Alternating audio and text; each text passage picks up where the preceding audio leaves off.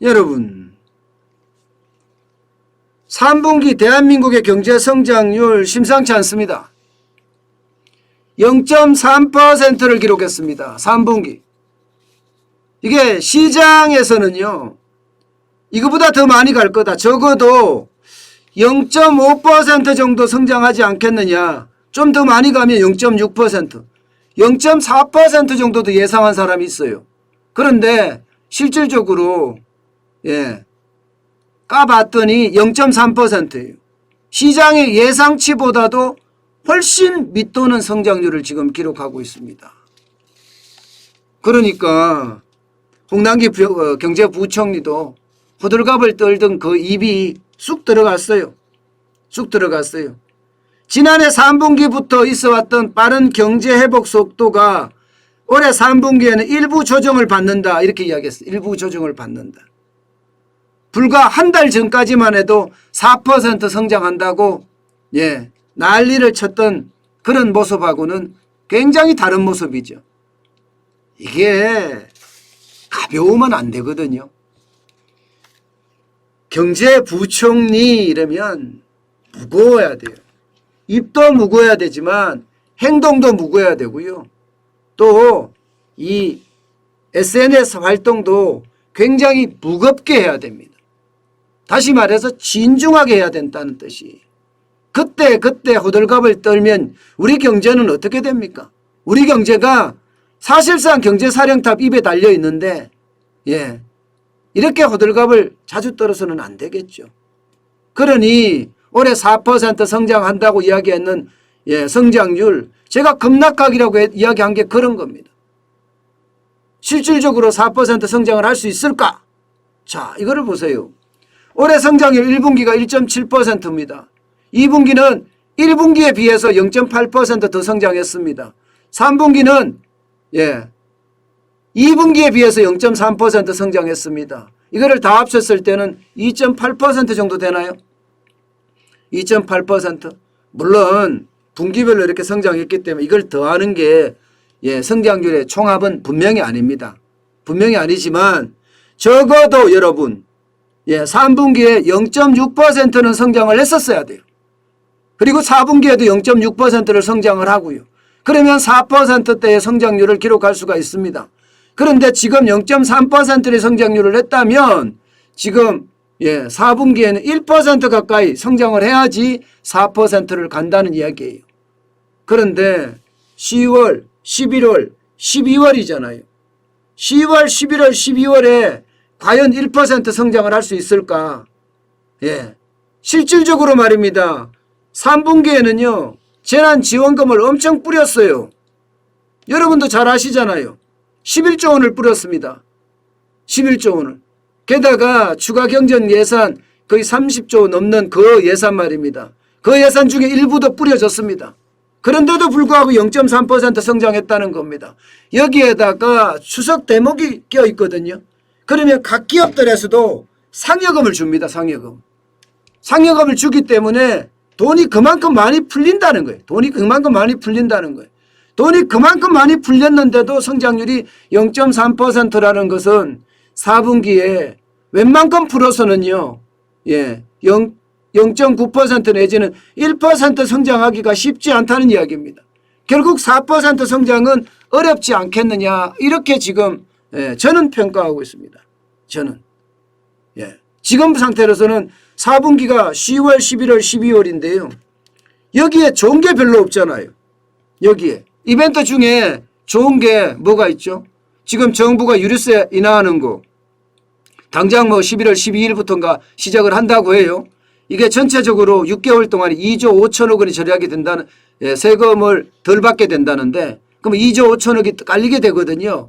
근데 2조 5천억이 이게 소비의 어떤 향상으로 이어질 거냐? 이것은 어느 누구도 모릅니다. 그렇지만 제가 봐서는 아닌 것 같아요. 어느 누구도 모르는데 너는 어떻게 하느냐? 유가. 유가가 지금 장난 아니잖아요. 유가가 계속 올라갑니다. 서부 텍사스산 중진유가 지금 83달러를 넘어섰고요. 북해산 브렌트유는 85달러를 넘어섰습니다. 지금 겨울에 들어가면서 유가는 계속 올라가는 모양새입니다. 그러면 유류세 인하해봤자 인하 효과 없습니다. 그러면 10월, 11월, 12월에 인하 효과를 못 받게 되는 거잖아요. 게다가 소비 쿠폰을 뿌린다고 하는데 소비 쿠폰의 규모가 물론 뭐 수천억의 규모, 수천억의 규모. 수천억의 규모지만 여러분 재난지원금은 11조 뿌렸거든요. 11조하고 수천억하고는 비교가 대상이 아니죠. 뿌려봤자 그거 갖고는 또 달성하지 못하는 그런 상태에 이른다고 저는 보는 거고요. 여기에 기대하고 있는 게 기대하고 있는 게 지금 정부는 위드 코로나거든요. 위드 코로나 때문에 소비가 많이 늘어날 거다 이야기하지만 여러분 신규 확진자는 언제 어느 때 어떻게 늘어날지 모릅니다. 오늘도 아마 여러분 2,000명이 넘을 거예요. 오늘도 2,000명. 그러면 소비의 어떤 진작은 생각하기가 좀 쉽지 않다 이렇게 봐야 됩니다. 결국 경제성장률 저는 급락각이 올 수밖에 없다고 생각을 합니다. 여기에다가 여러분 지금 외부적인 충격 역할도 굉장히 많아요. 외부적인 충격 역할 중에 최고의 역할이 헝다그룹의 파산이 만약에 지금까지는 좀 잦아들었다고 하지만 파산의 어떤 위험성 저는 커질 거라고 보거든요. 여기다가 미중 무역전쟁도 만만치 않은 과제 중에 하나입니다. 어떻게 하든 미국은 중국을 뒤엎으려고 생각을 합니다. 어떻게 하든. 그러니까 테이퍼링이 빨라지고 금리 인상을 빨리 해서 중국에 더 타격을 주겠다 이런 생각도 있을지도 모릅니다. 실제로 말입니다 여러분. 테이퍼링이 빨라지면 빨라지는 만큼 금리 인상이 빨라지면 빨라지는 만큼 미국의 어떤 경제 상황도 나빠질 수 있지만 중국의 경제 상황도 굉장히 나빠질 수가 있습니다. 이런 요인이 우리에게도 겹치거든요. 우리에게도. 이게 지금 11월이에요.